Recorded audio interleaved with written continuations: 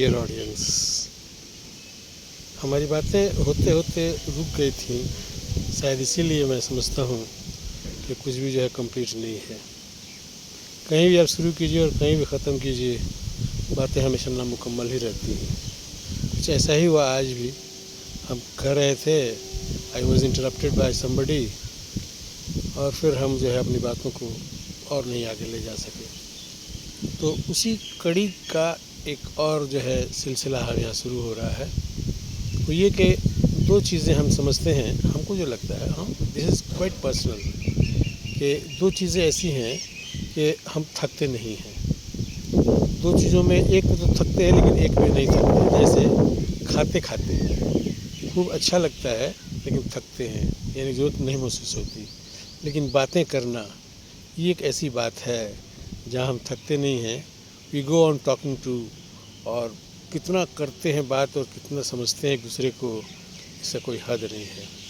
तो बातों बातों में ही ये बात हमारे सामने आई है कि बातें करना हमें अच्छा भी लगता है, और उन्हीं बातों में ये बात है कि जो वीकनेस की बात मैं कह रहा था, कि वीकनेस जो है हमको पहले डिस्कवर करके अपने आप को दूर करना होगा, और फिर ऑटोमेटिकली हमारे अंदर स्ट्रेंथ आ जाएगा। तो जो चाहेंगे दुनिया में हम कर पाएंगे, कोई दिक्कत नहीं होगी। होता भी यही है, जब तक कि आप फाइंड आउट नहीं करेंगे क्या प्रॉब्लम है, क्या फॉल्ट है, क्या कमी है, तो फिर उसको कैसे ठीक किया जाएगा।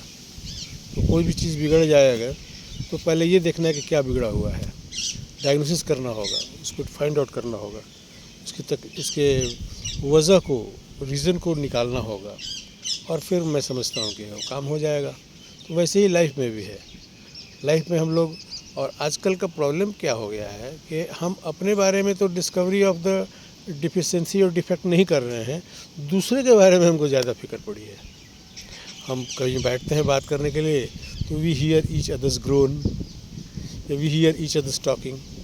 तो हम एक दूसरे के दुख तकलीफ़, ये वो ऐसा वैसा जैसा तैसा, पता नहीं क्या क्या बातें हमारे मन में आती है दूसरों को लेकर के, जो ठीक नहीं है। आदमी को अगर तरक्की करना है वाकई in real sense of the term, तो उसको अपने लिए फ़िक्र करनी होगी। और हर आदमी जब अपने लिए फ़िक्र करना शुरू करेगा तो कहीं कोई तजाद नहीं होगा, कोई द्वंद्व नहीं होगा, कोई कॉन्फ्लिक्ट नहीं होगा, कोई क्लैश नहीं होगा। अपने वे में हर आदमी चला जा रहा है। प्लैनेट्स एंड स्टार्स जो हैं हमारे आसमान में, इन द स्काई, वे अपने अपने रास्ते में चले जा रहे हैं, कोई किसी के रास्ते में नहीं आ रहा है, कहीं कोई डिस्टर्बेंस नहीं है, सब कुछ पीसफुल नॉर्मल वे में, एक हार्मोनाइज्ड मैनर है नेचर के चलने का। लेकिन वी द पीपल, हम लोग जो बहुत इंटेलिजेंट और क्या क्या हैं, वॉइस हैं, ये है वो है, सब है, लेकिन हमेशा एक देखिएगा कि एक दूसरे के रास्ते में आ जाएंगे। ट्रैफिक में जाके देखिए, सब चाहता है कि हम ही पहले जाएं, दूसरे को जाने का मौका नहीं देना है। और ऐसे में क्या होता है कि गुत्थी हो जाती है, एक दूसरे में उलझ के रह जाते हैं। जाना सबको है, वन बाय वन सभी चला जाएगा, यहाँ रहने के लिए कोई नहीं आया है। दुनिया में हो या कहीं भी हो, everyone has to go one after another. One after another आता भी है, वन आफ्टर अनदर जाता भी है। ऐसे ही जाना है, उसको जाएगा। तो कहने का मतलब ये कि उलझन जो हमारी लाइफ में है, ये दरअसल हमारे इस बुद्धिमत्ता के कारण, इंटेलिजेंस जो हमारा ये है इतना ज़्यादा, कि हम खुद को परेशान किए हैं, दूसरों को परेशान किए हैं। तो फिर वही बात हो गई कि वीकनेस को हम चाहेंगे कि हम लोग ठीक करें, कहीं भी, everywhere, anywhere you can find. बहुत सारी चीज़ें हैं जिसको दुरुस्त किया जा सकता है, दूर किया जा सकता है, तभी जा कर के हम समझते हैं कि एक बेटर वर्ल्ड हम दुनिया को दे पाएंगे। वरना जो दुनिया होने जा रही है, हो रही है, बन रही है, स्पार्क जो कभी सिन का, गुनाह का ये हुआ था, स्पार्क हुआ था, गुनाह का जो चिंगारी कभी फूटा था, आज हम समझते हैं कि वो शोलों में तब्दील हो गई है। Conflagration is the figure of the crime and colony and all the things here in the world.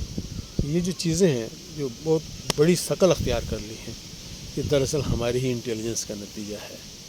विकास के नाम पर हम कितना विनाश करने चले हैं ये खुद भी हम नहीं जानते। वक्त आएगा और वक्त समझाएगा, लेकिन मुश्किल तो ये है कि जब वक्त समझाता है तो हमारे पास वक्त नहीं रहता है समझने के लिए। हम कुछ इस कदर जो है समझदार हैं कि समझते उस वक्त हैं जो समझने से कोई फ़ायदा नहीं होता। पता नहीं क्या क्या होता है, बहुत कुछ है। कौन कौन सी बातें कही जाए, हम कह भी नहीं पाएंगे उन तमाम बातों को जो मेरे दिमाग में भी पैदा हो रहा है, और आप सुन भी नहीं पाएंगे क्योंकि आपके पास भी वक्त नहीं है।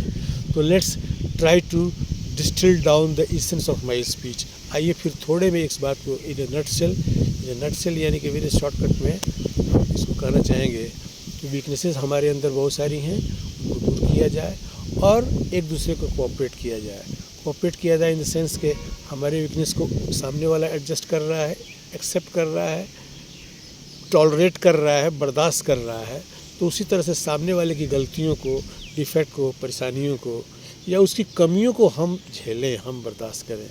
जब वो हमारा बर्दाश्त कर रहा है कमी और खामी, उसी तरह से उसके खामी और कमी को हम भी बर्दाश्त कर लें, तो शायद लगता है कि we can be able to compromise and minimize the situation in every slice of life. Thank you, अपना ख्याल रखिए। कुछ बातें मन में आती हैं तो चाहता हूँ कि आप भी सुन लें, क्योंकि आजकल तो रिटायर्ड लाइफ के बाद सुनने वाला कम रह गया है और मैं अकेले रह गया हूँ। तो तन्हाइयाँ जो है ना हमसे कहती हैं कि चलो किसी से बैठ कर बात कर लो, और इसी एक कोशिश में हम आपसे बात कर रहे हैं। थैंक यू, अपना ख्याल रखिए। God bless you.